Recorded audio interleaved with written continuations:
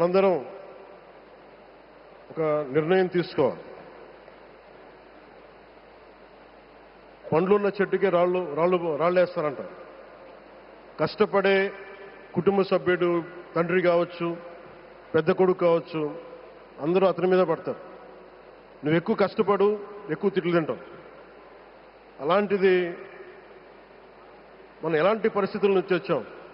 భారతదేశం ఒక పరిస్థితిలో బంగారాన్ని కూడా తాకట్టు పెట్టుకునే పరిస్థితి వచ్చింది. అలాంటి పరిస్థితుల నుంచి దశాబ్దం పైనుంచి మూడోసారి ప్రధానమంత్రిగా ఆయన ఈ రోజున మన దేశాన్ని నడిపిస్తూ ఉన్నారు. అలాంటి ప్రధానమంత్రిని చాలామంది ఆయన మీద మాట్లాడుతూ ఉంటే, ఆయన్ని అనకూడని మాట్లాడుతూ ఉంటే నా గుండె కదిలించేసింది. నా కన్నీళ్ళు వచ్చినాయి, బాధ వచ్చింది. దేశం కోసం కష్టపడే వారికి ఇవా చివరికి మనం ఇచ్చేదే. కొత్త తరానికి ఏం తెలుసు? ఆయన పడ్డ కష్టం. ఒక్కరోజు కూడా సెలవు తీసుకోలేదు మన ప్రధానమంత్రి గారు. ఈరోజు పెట్టుబడులు వస్తున్నాయి మనకి, ఒక్కరోజు కూడా సెలవు తీసుకోలేదు. శత్రు దేశాలు, మన అభివృద్ధికి ఈర్ష్యపడే పశ్చిమ దేశాలు, వీటన్నిటినీ తట్టుకొని ఒకవైపు విదేశాల్లో ఉండే శత్రువులతో పోరాడాలి, దేశాన్ని అభివృద్ధి పదంలో తీసుకెళ్దామంటే అంతర్గత శత్రువులతో పోరాడాలి. అలాంటి వ్యక్తికి మనం ఇవ్వగలిగేది కేవలం మేమున్నాం మీ వెంట, మీ మీద మాట పడితే అది మా మీద పడ్డట్టే, అదే మన వారికి ఇవ్వాల్సింది. నిజంగా ఆయన జంతర్ మంత్రులు అన్ని మాట్లాడుతూ ఉంటే నేను ఈ రోజున ప్రధానమంత్రి గారికి ఒకటే ఇస్తున్నాను, మిమ్మల్ని కొట్టే నాయకుడు లేడు ఈ భారతదేశంలో,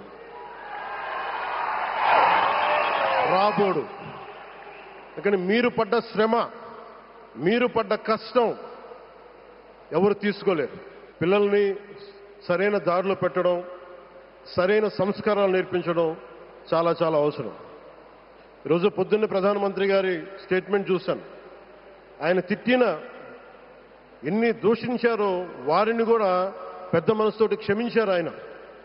అలాంటి ప్రధానమంత్రి గారికి మీ పాదాలకు నేను నమస్కారం తెలియజేస్తున్నాను.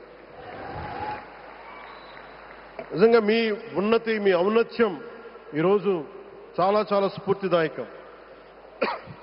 భారతదేశం మీ అందరికీ కూడా, ప్రజలందరికీ కూడా, ఆంధ్రప్రదేశ్ ప్రజలందరికీ కూడా, దేశ ప్రజలందరికీ కూడా ఒక నాయకుడి కష్టాన్ని మనం వెంటనే గుర్తించలేం. ఆయన ఎంత తపన పడుతున్నారు. ఒక కుటుంబాన్ని నడపడం ఎంత కష్టపడుతున్నాం.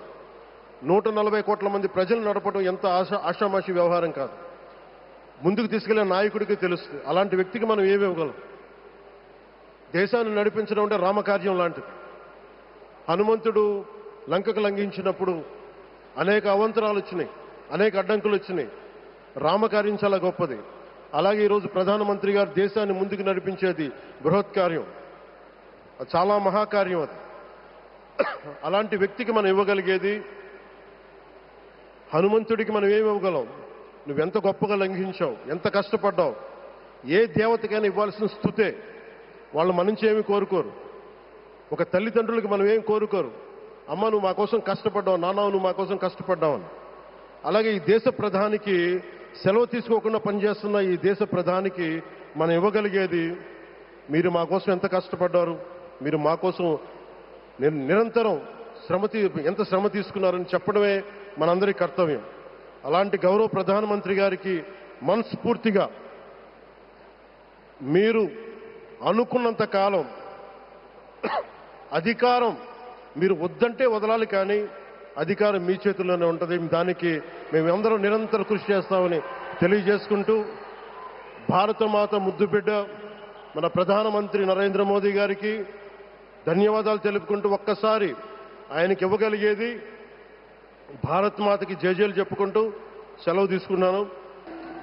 దూరదృష్టి, మౌలిక వసతుల అభివృద్ధి, పెట్టుబడుల ఆకర్షణ, ఈ 3 అంశాల చుట్టూనే వారి దృక్పథం దృఢంగా సాగుతోంది. ఆంధ్రప్రదేశ్ను దేశంలోనే అత్యంత వేగంగా అభివృద్ధి చెందుతున్న రాష్ట్రంగా తీర్చిదిద్దాలి అన్నది వారి లక్ష్యం.